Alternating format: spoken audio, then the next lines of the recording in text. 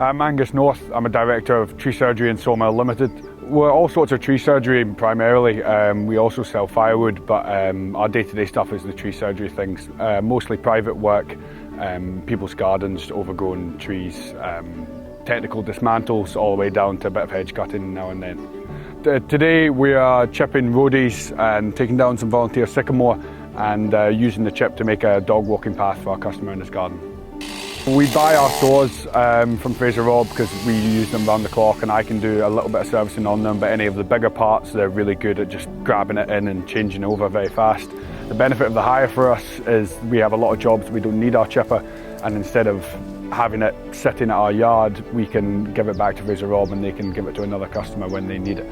We're a big fan of supporting local businesses. That's always been a goal of ours in this area, support local, and Fraser Robb are the best local people for that.